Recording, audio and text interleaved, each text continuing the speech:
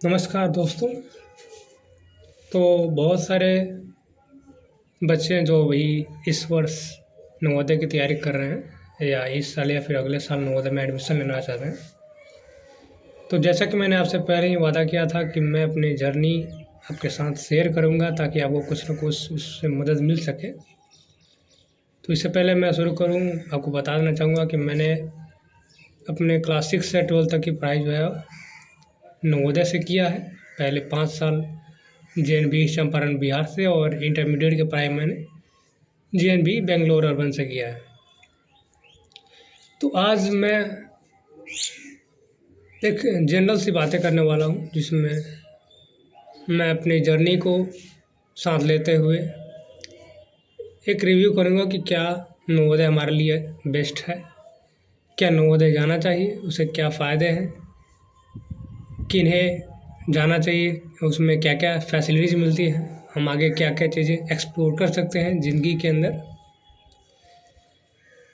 इसके साथ साथ आपको ये भी बताएंगे कि अभी का सिनेरियो क्या है, क्योंकि एक 7 साल का पीरियड ऐसा होता है कि जब आप क्लास 6 में आते हैं और आपके 7 साल बाद कोई और आता है, उस बीच में एक बड़ा सा गैप होता है। इस गैप में ना जाने बहुत सारी चीज़ें चेंज हो चुकी होती हैं, चाहे वो टीचर्स की बात हो या फैसिलिटीज़ की बात हो, माहौल का बात हो, हर चीज़ बदल चुका होता है। तो मेरा जब एडमिशन हुआ 2019 के अंदर, तो काफ़ी हम लोगों का प्रोसेस जो है लंबा चला था, जो कि इस साल अच्छा हुआ, सुधर गया कि सब कुछ नवंबर तक एग्ज़ाम निपट जा रहा है। तो हो सकता है कि इसको समेट करके इतना कम कर दिया जाए कि सबका जो क्लास एक साथ शुरू हो। क्योंकि क्या होता है ना कि जो लोग मेन लिस्ट से आते हैं, क्योंकि दो बार लिस्ट आता है जनरली। एक बार मेन लिस्ट मान लीजिए कुछ लोग जो है डिनाई कर देते हैं जाने से, तो कुछ और दूसरा लिस्ट निकाला जाता है, ठीक है। तो मुझे लगता है कि वो इस बार से सुधरने वाली है। इस बार सभी का क्लास जो है वो एक साथ शुरू होगा, किसी का जो है वो बैकलॉग टाइप का नहीं बनेगा। क्योंकि हम लोग का क्या था ना कि उसमें टर्म होता है, टर्म 1, टर्म 2, टर्म 3, ठीक है, हाफ ईयरली, मिड टर्म, ये सब। तो हम लोग का जो है टर्म 1 का सिलेबस ख़त्म हो गया था तब मेरा एडमिशन हुआ था, तो काफ़ी थोड़ा सा मशक्क़त करना पड़ा था। और दूसरी बात ये भी है कि कुछ लैंग्वेज का इशू होता है, विशेष रूप से वो बच्चे जो नॉन इंग्लिश मतलब इंग्लिश मीडियम पहले से नहीं पढ़ते आ रहे हैं, उनके लिए थोड़ा सा दिक्कत होता है सब चीज़ों को मैनेज करना।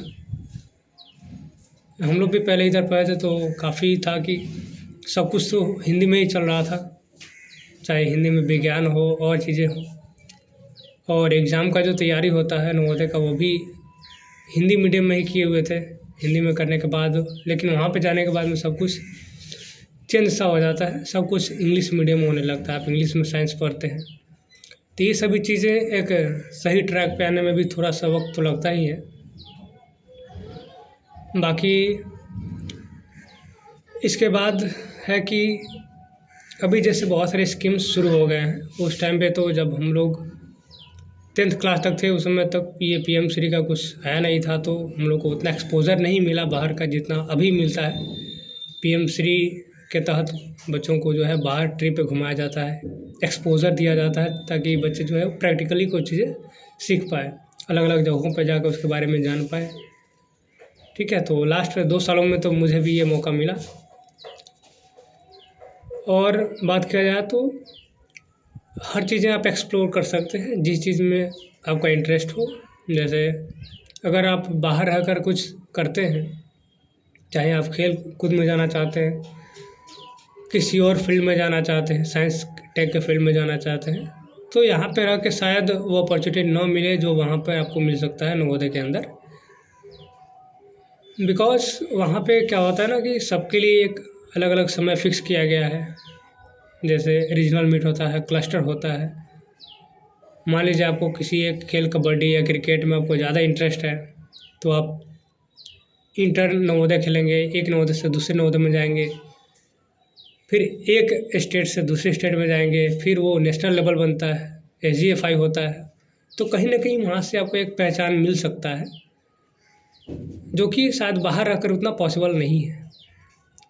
बाकी जो है वहाँ जाने के बाद में विशेष रूप से जो इसका सपना हुआ था वो इसी चीज़ को केंद्र में रख कर किया गया था कि बहुत सारे जो ग्रामीण बच्चे हैं उनके पास में सही अपॉर्चुनिटी नहीं पहुंच पाती है। इसीलिए अधिकतर टैलेंट जो है गांव में रहने के बावजूद भी वहाँ के बच्चे जो है वो अच्छा नहीं कर पाते। अगर उन्हें सही माहौल दिया जाए, एक अवसर दिया जाए, तो कहीं न कहीं कुछ अच्छा कर लेंगे। ठीक है, तो इसी व्यू के साथ जो है उस समय के प्रधानमंत्री राजीव गांधी ने ये इनिशिएटिव लिया था और ये काफ़ी आज सही मार्ग पे है अपने, और वो काफ़ी आगे बढ़ रहा है आजकल में। और एक बार आप चले जाते हैं तो कहीं न कहीं एक इंटरमीडिएट तक जो है आप स्टेबल हो जाते हैं और इतना मैच्योर भी हो जाते हैं कि आप ज़िंदगी के आगे के डिसीज़न खुद ले सकते हैं बिना किसी डिपेंडेंसी के। इसके साथ ही कुछ ऐसी अपॉर्चुनिटीज़ मिलती है वहाँ पे जो बाहर रहकर आपको नहीं मिलेंगी, जो कि जैसा मैंने बताया कि मैंने 5 साल तक पढ़ाई जो है ईस्ट चंपारण बिहार से किया था, फिर इंटरमीडिएट मैंने कर्नाटका बेंगलोर से किया। ऐसा क्यों किया? क्योंकि बीच में मैंने एक एग्ज़ाम दिया था जो कि केवल नवोदय के लिए ही होता है।